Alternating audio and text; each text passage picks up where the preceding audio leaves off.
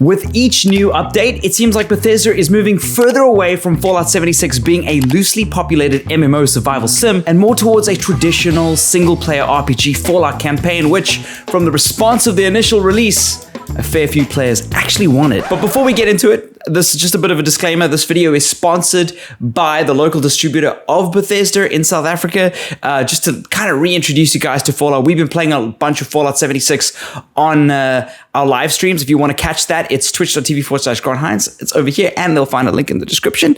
And if you guys are playing Fallout 76, please let me know. What do you guys think of Fallout? And has Brotherhood of Steel brought you back in? I really want to hear about it. As usual, echoing the real world, Fallout 76's latest free expansion brings a little fascism into Appalachia with the new Steel Dawn update. There isn't a tyrannical Trump, but there is a whole bunch of new camp and character updates, new weapons and armor, as well as a new mini campaign brought to you by our favorite techno-religious faction, the Brotherhood of Steel. The Fallout creators are known for having huge backstories and lore, with the Brotherhood of Steel being no exception.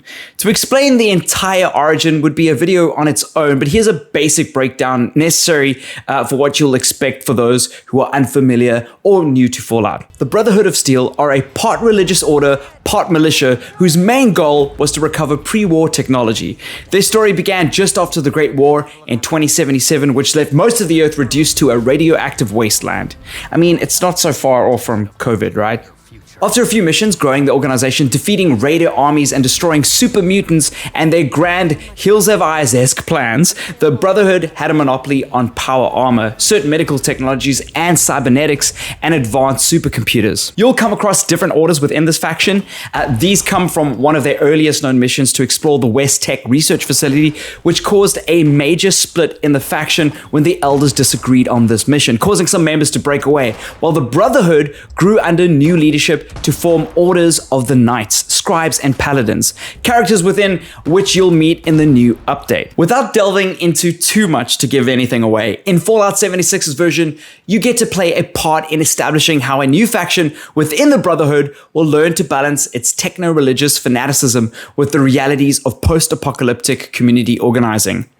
And trying to survive getting constantly nuked by other online players. So let's take a look at everything new to Fallout. In a year rife with game delays, Steel Dawn came out a week ahead of schedule with a 16 gig update that you can find on all platforms. It adds new building areas called shelters. There are new skins and additions for your camp, long-awaited backpacks, and some more cosmetics for customizing characters, as well as new locations and updates to some existing ones. So even those who have covered the Appalachian Trail can discover something brand new.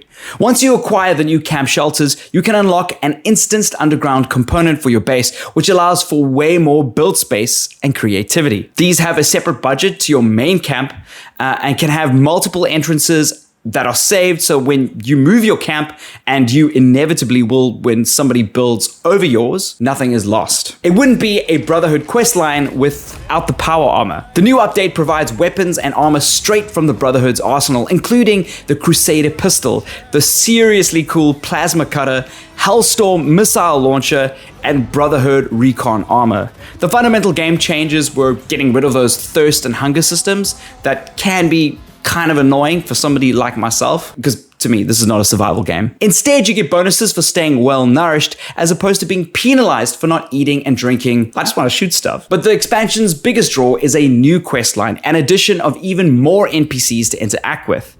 The new settlement, led by the Brotherhood of Steel and an accompanying questline, allows you to navigate opposing factions and conflicting agendas to try and craft a version of the militaristic law and order cult unique to West Virginia's wasteland. Meet the new Brotherhood arrivals and begin your journey through the Steel Dawn questline by heading to Fort Atlas, formerly the Atlas Observatory in the Savage Divide region of Appalachia. Your level 20 plus characters can begin the Steel Dawn quest immediately, even if you haven't completed any prior Fallout 76 quest content. When you log in with an eligible character, a quest called Welcome to the Neighborhood will prompt you to visit Fort Atlas.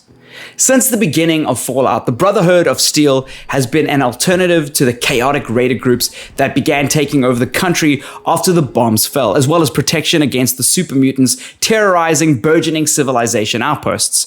If you've chosen to side with an outlying group, it will be interesting to see how and if this affects your interactions with the new storyline and characters. And how is this a new quest line? Keeping in mind this is one half of the new update, Steel Dawn's first quest line is a decent and fresh update and set to be followed by a second chapter sometime later next year. In this story, leader Paladin Layla Romani and her lieutenants, Knight Daniel Shin and Scribe Odessa Valdez, are on an expedition to re-establish the foothold in Appalachia and salvage old technology that can be used to increase the organization's power and control. If you're not a fan of the Brotherhood and their somewhat tyrannical quest for power, there's some double agent, double-crossing, sociopathic robots, and you can use your firepower in a super mutant shootout, which it's fun. Just be prepared for constant ping-ponging across the map, so save some caps for, those fast travels. In the end, your setbacks are the platform for your comeback. While Fallout 76 might have been the tortoise at the start, they're finally becoming a fully fledged radioactive hare, and the game is definitely a lot more fun to play with a heck of a lot more to do in it, and it's especially fun with friends. What I'm hoping to see in the next update is more of a reward system to incentivize those miscellaneous tasks.